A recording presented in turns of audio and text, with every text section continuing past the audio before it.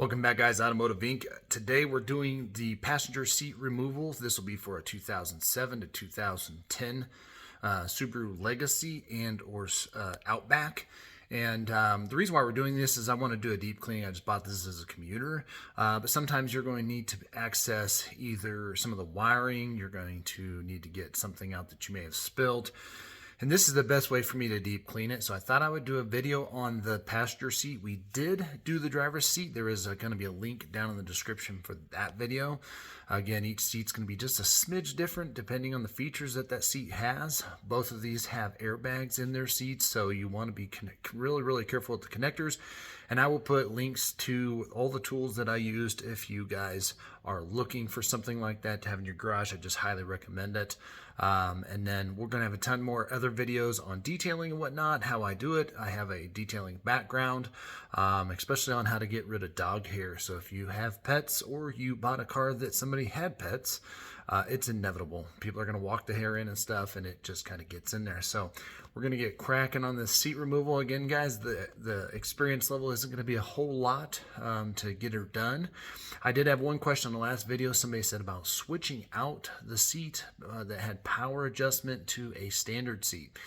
Now, I think there's going to be a lot more intertwined with that, meaning it's going to have different sensors, different plugins, different connectors, and I would hate to say, yeah, go ahead and do it, and then you show up with a bunch of airbag lights or other malfunction indicator lights popping up. So typically what I've seen in the past is most power seats, it's very rare that stuff will wear out. I'm not saying that it's not possible, but typically what happens just over the years, hair, debris, dust, dirt, water kind of gets in there and makes those switches not work. So you can always take the seat out and use some compressed air and get into those little pads and see if you can blow that out, see if that makes the adjustments start working. But I just don't think that's going to be a simple swap the seat out. But you guys can try it and let me know if you guys get some dummy lights. I think it's more advantageous to try and clean those little circuit boards and get that off, because that's typically what stops those from working. So without further ado, let's get cracking. So first thing first, guys, you're going to need a 14mm socket wrench. Again, I like using the composite ones. I have steel ones, but I like using the composite ones when I'm working inside so I don't bang the plastic with a piece of metal and gouge that. That's up to you. This is a Pittsburgh one. I will put a link in the description. You can get these at your Harbor Freight, and they are warranty for life. You don't need a fancy one. But I will put a all-inclusive set that I found. It's very inexpensive. So if you're just kind of a tinkerer and you need some simple tools in the garage, that'll be in there. So there's going to be four 14mm bolts that hold the seat down, and there's going to be a handful of connectors. The seat belts are not attached into the seat, which is nice, so I don't have to worry about that. And then, guys, I do have these lights. This one I actually found on the road a few years ago.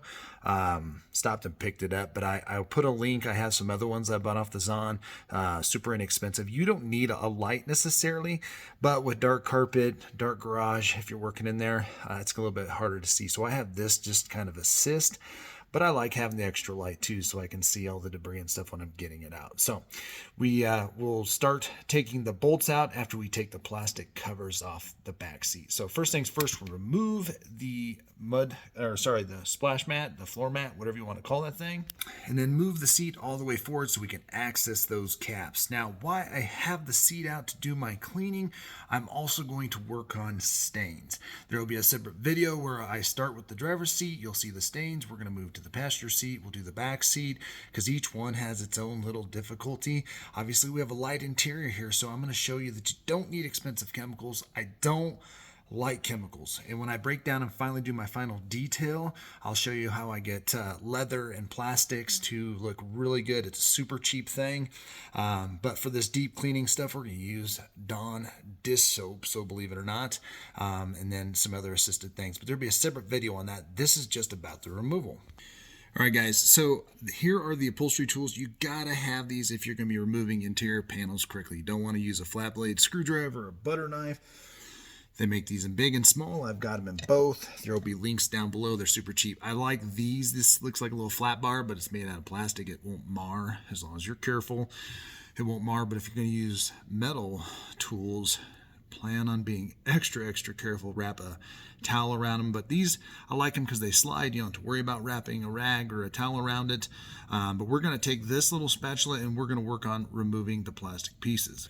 Okay, so down here we got these again, guys. We know from doing the other side that it's kind of a push-pull. You can see how it wraps over here.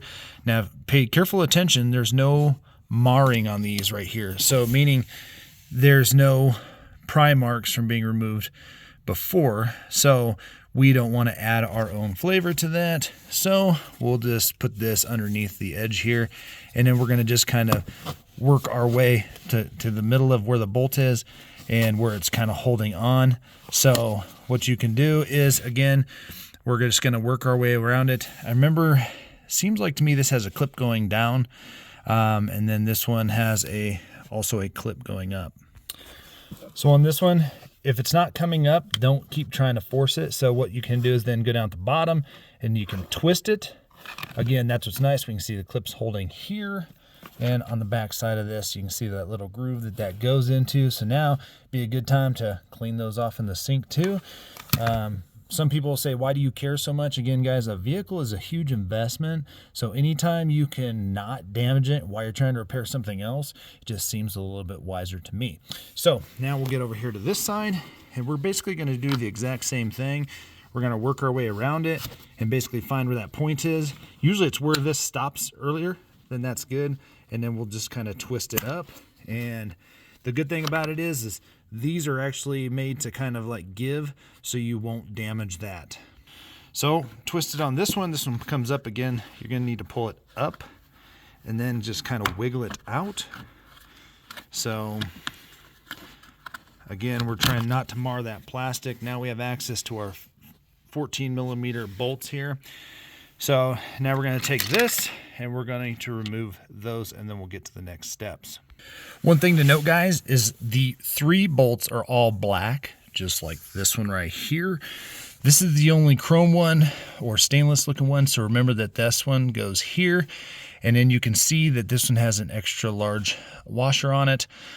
So just make sure that you put those back in that orientation. So if you take this bolt out, and they fall off, you remembered how they went on.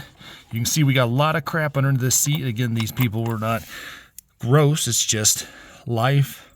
You know, the car's 15 years old. So, but what I like to do is I like to take one out. This one is now loose. But I like to go remove the other one first. Now we can go ahead and remove these tools because we're going to need this area to tilt the seat back. All right, now we're back up front. We need to take the seat and move it all the way back. So now we can access this bolt and this bolt. Neither one of those had covers. So now we're going to take our 14mm ratchet and take that off. Now, one thing to note, guys, when we put the seat back in, it's just going to be reverse these steps. The last thing you'll do would be plug in the wiring and then set it down and do the bolts. Always start all 4 bolts. Don't tighten one down more than the other. And you'll always see this darker ring. That's exactly where they had it bolted before. So as long as you line up those marks, you'll be good. So now we're going to take this seat and tilt it back. So now you'll look underneath here and you'll see there are still a lot of different plug-ins underneath here, less than the other side. But be very, very careful not to damage any of these electronical components down here. So now we're going to get to those connectors. So really on this side of the seat, guys, there's going to be a little tree connector, like a line connector that's going to hold that up in there. This is where you're going to use this tool, and basically you're going to stick in the back side of that and pry that down because we need that in addition to these connectors released on this. So once you get that loose, we have 3 connections we got to deal with, both of these, and then the one over here. Now, each one of these connectors is going to have a push and squeeze. So you always push them in, squeeze the tab down, they should come out. Now, if you remember on this other side, we did have an extra little green lever that we had to push with a flat blade screwdriver. I just used this tool to pry on it. But for this, I'm going to need both hands, and the area is tight. So I'll stop filming and I'll show you the connectors.